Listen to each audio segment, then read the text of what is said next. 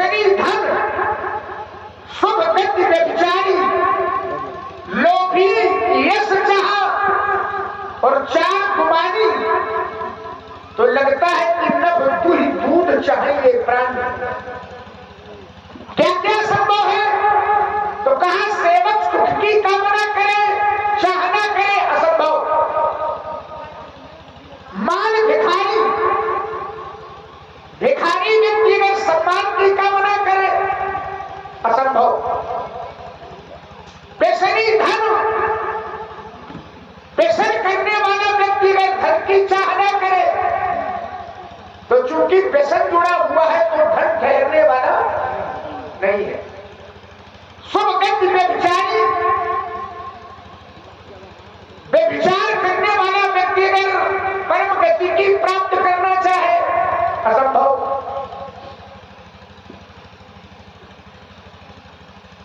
बेसरी धन, शुभ गति व्यभिचारी, लोभी, यश चाह, लोभ करने वाला व्यक्ति अगर यश की कामना करे, असंभव।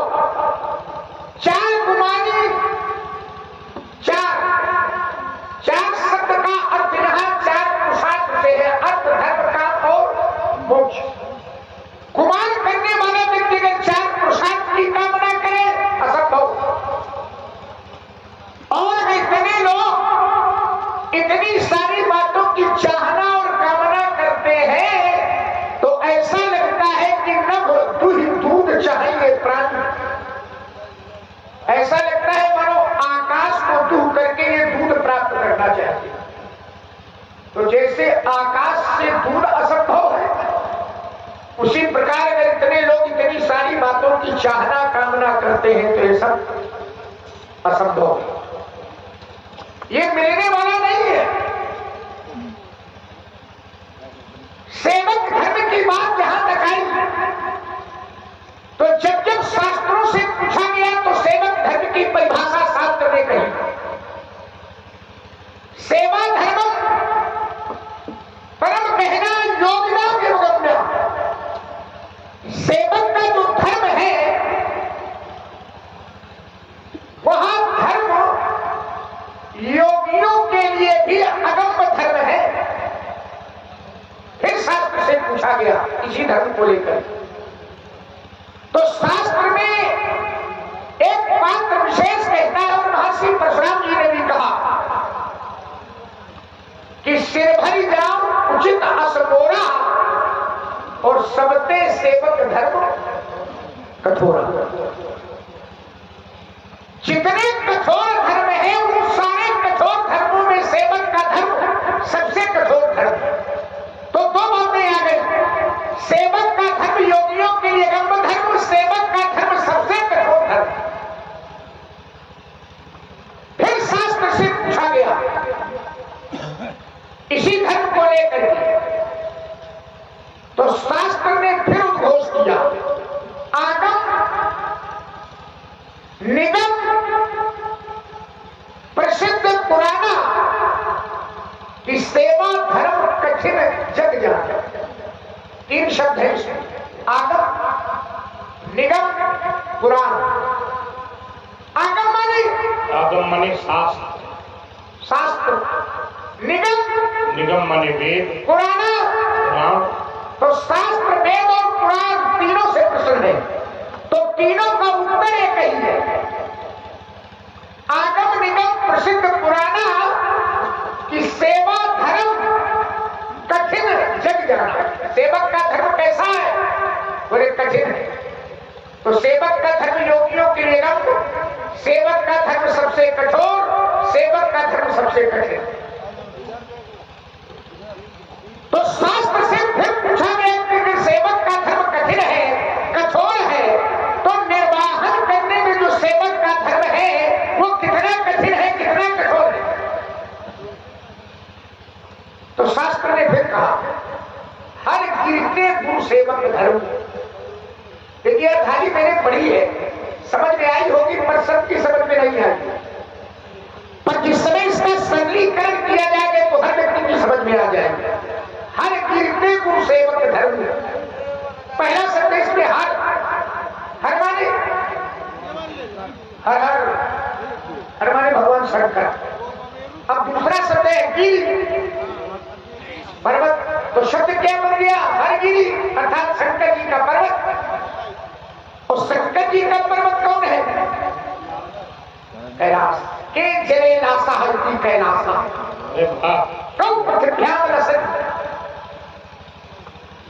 तो शब्द बन गया कैलाश पर्वत। अब आगे यात्रा की तो कहा गुरु, गुरु माने होता है भारी, उसी से शब्द बना है गुरु, गुरुता, सेवक धर्म। कैलाश पर्वत बहुत भारी है, ये सर्वविदित है।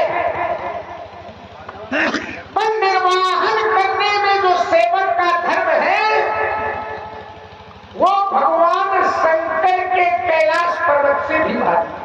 कैलाश पर्वत भारी, लेकिन सेवक का धर्म उससे भी भारी। हर गिनते सेवक धर्म कैलाश पर्वत से भी भारी है। सेवक का धर्म सामान्य धर्म नहीं, सेवक का जो धर्म बड़ा कठिन है, बड़ा कठोर है और शंकर जी के पर्वत से भी भारी है। महर्षि परशुराम जी कहते हैं, भैया के द्वारा कहा गया कि धनुष तोड़ने वाला दास तुम्हारा, और उधर से उत्तर क्या आ रहा है कि शत्रु हमारा। लेकिन कितना विरोधाभास है। इधर से कहा जा रहा है तोड़ने वाला दास तुम्हारा, और उधर से उत्तर आ रहा है कि नहीं, तोड़ने वाला शत्रु हमारा। भैया ने बड़े सीधे सरल शब्दों में उत्तर कर दिया था, पर महात्मा जी भैया के विचारों की भाषा नहीं समझ पाए। क्यों नहीं समझ पाए? तो मैं सोचने लगा कि इसलिए नहीं समझ पाए कि संसार में 4 तरह के लोग होते हैं, 4 प्रकार के। कौन कौन? विज्ञ, अल्पज्ञ, अज्ञ, प्रज्ञा, चक्षु। विज्ञ पहला है विज्ञ। विज्ञ माने विज्ञ वो है जिन्हें केवल एक स्थान से बैठे बैठे बता दिया जाए कि तुम्हारी मंजिल वहां है, तुम्हारा गंतव्य वहां है, तुम्हारा लक्ष्य वहां है। तो समाज का जो विज्ञ व्यक्ति होगा आप इतना बताइए वो अपनी मंजिल तक पहुंच जाए। दूसरा है अल्पज्ञ, जिसे को थोड़ा चल करके बताना पड़ेगा तब वो पहुंचेगा। तीसरा है अज्ञ, जिसे गंतव्य के बिल्कुल ठीक निकट पहुंच करके उंगली उठा के बताना कि देखो ये है तुम्हारी। तो 3 तो इस तरह से पहुंच जाएंगे। लेकिन चौथा है प्रज्ञा चक्षु। प्रज्ञा चक्षु माने जिसको हम आप लोग सरल भाषा में अंधा कहते हैं। तो 3 तो इस तरह से पहुंच जाएंगे, लेकिन चौथे वाले की बड़ी कठिनाई है।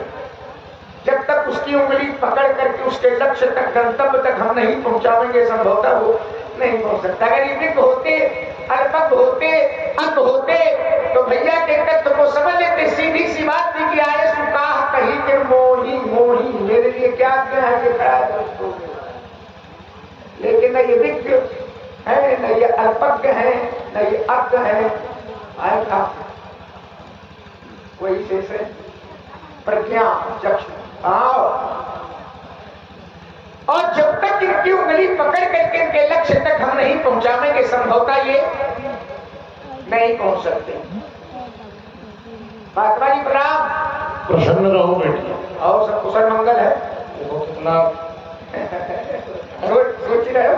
सोच रहे हैं कि कितनी इस समय जो प्रयुक्त नहीं करना चाहिए वो सब तुमने वही ठीक है।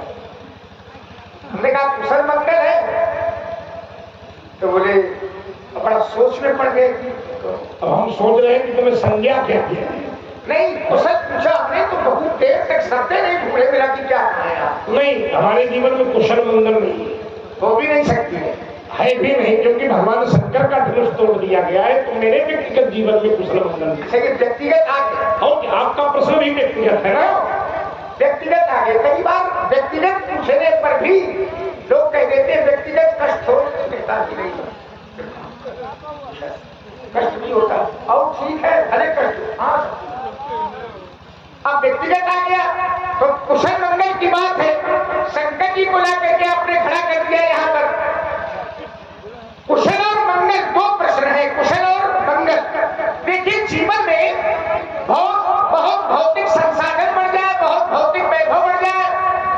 संपत्ति आ जाए, बड़े संसाधन आ जाए, इसका नाम कुशलता नहीं है। तो प्रश्न पूछा गया कि कुशलता कहते किसको? तो उत्तर आया कि तब लग कुशल न जीवन सपने मन विश्राम, और जब लग भगत राम कहूं शोक धाम तत्था। जब तक जीव के जीवन में परमात्मा का भजन नहीं है, तब तक उसके जीवन में कोई कुशलता नहीं। कुशल। दूसरा प्रश्न है मंगल। मंगल भी वहीं से है। मंगल या तो राम जी के नाम से है और या तो राम जी की कथा से। मंगल भवन अमंगल काल। कथा से मंगल, तो कहा कथा से मंगल ऐसे कि मंगल करण कलिमल हरण तुलसी कथा रखना।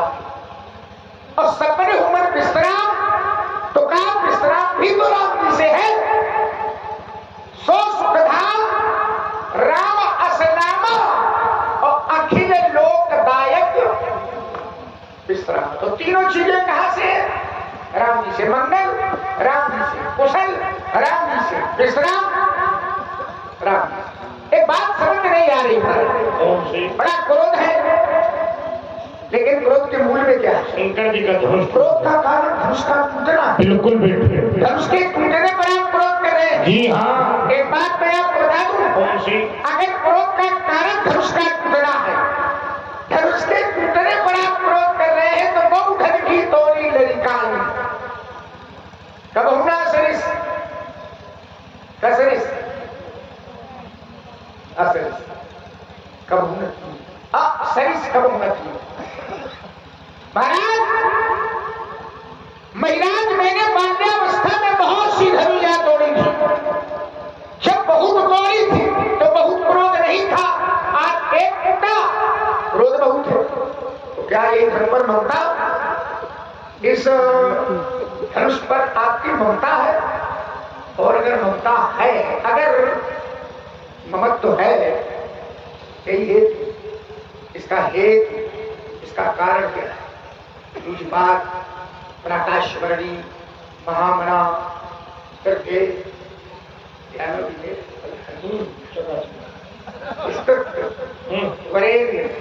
हम जानना चाहते हैं। तुमको ये चुटकी का है बजा रहे हैं? इतना हल्के मिली है, चुटकी बजा।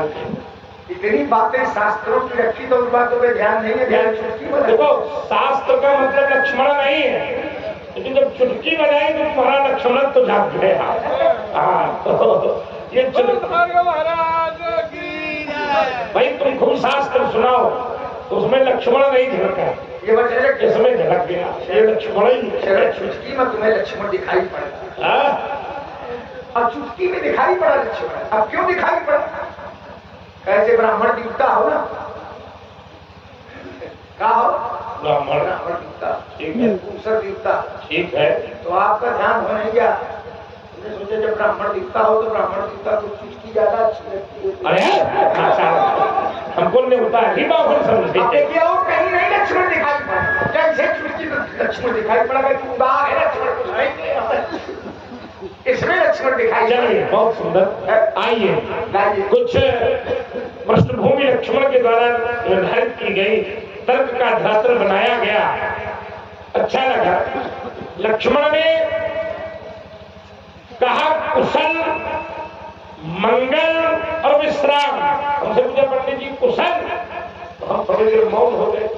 मन में सोचा कि अच्छा एक बात आप लोग बताइए, हमें कुशलता कब पूछनी चाहिए? क्या दुखी व्यक्ति से हमें कुशलता पूछनी चाहिए? ईमानदारी से उत्तर करो। समाज में कोई दुखी है, कोई घटना हो गई है, दुखित व्यक्ति से अगर कुशलता पूछा जाए तो ये व्यक्ति के पात्र के साथ न्याय भी है। सुनत बचन फिर अनंत निहारे, दिखे चाप खंड मही डारे, वहां से मेरे हृदय में दुख हो। तो क्या दुखी व्यक्ति के साथ कुशलता? अच्छा तुम जान रहे हो कि दुखी है, और एक ही बात पूछो, और भैया सब कुशल? चले मन नमाज जरे बंधु क्या है ना। अच्छा तो एक बात बताओ, ऐसा कार्य करे अच्छा व्यक्ति होगा कि गड़बड़? रात का है तो उसको भाव से बोलो, आनंद लो, है ना। तो चलिए थोड़ा सा देख लेते हैं। वैसे ये कुशल मंगल और विश्राम जीव को कब प्राप्त होते हैं? जब भगवान की प्राप्त हो जाती है तब। ठीक। अब भगवान तो एक ही है, लेकिन उनको भजने वाले भक्त अलग हैं। शैव भक्त नारायण को अपना आराध्य मानते हैं, शैव भक्त शंकर को अपना आराध्य मानते हैं, वैष्णव भक्त नारायण को अपना आराध्य मानते हैं।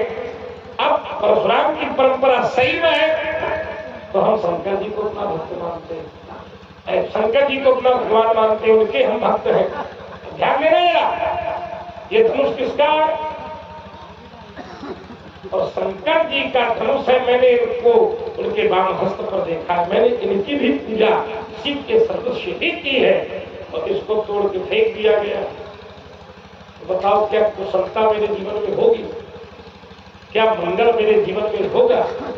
क्या विश्वास मेरे जीवन में, विश्राम मेरे जीवन में होगा? नहीं होगा। जैसे आपने विरोध नहीं, आपने कुशल बताया, आपने मंगल बताया, आपने विश्राम बताया, तो जैसे भगवान का दर्शन नारायण के रूप में वैष्णव करते हैं मंगल कुशल और विश्राम के रूप में, तो जब शैव भक्त होते हैं तो वो इन तीनों चीजों का दर्शन शंकर जी में करते हैं। विश्राम स्वयं नारायण कहते हैं कि जपहु जाई शंकर सतनामा हुई है तुरंत हृदय विश्राम। अपना अपना दर्शन है। शैव भक्त शंकर जी में विश्राम का दर्शन करते हैं। मंगल तो धरती में जिस समय शैव भक्तों ने देखा कि मंगल कहाँ मिलेगा, तो एक प्रश्न हुआ कि संसार का सबसे बड़ा भय क्या है? तो उत्तर आया कि मृत्यु संसार का सबसे बड़ा भय है। तो भाई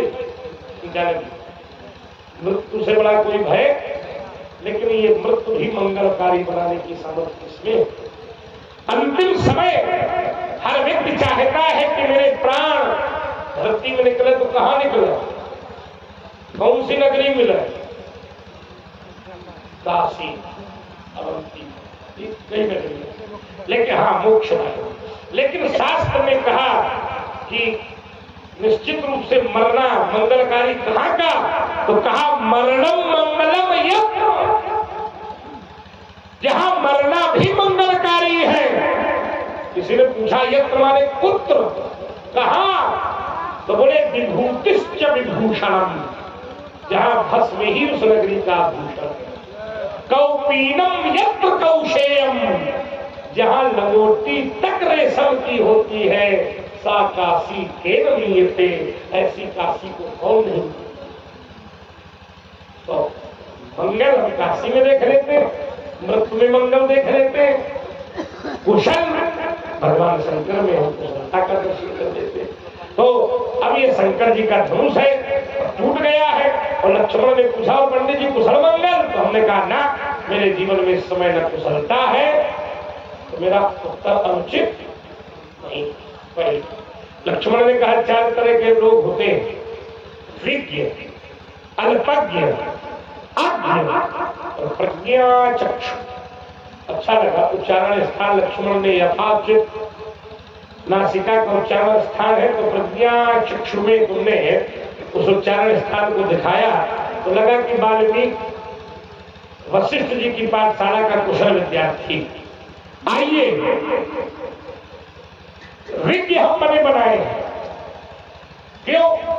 क्योंकि हम हैं ब्राह्मण, हम हैं विप्र।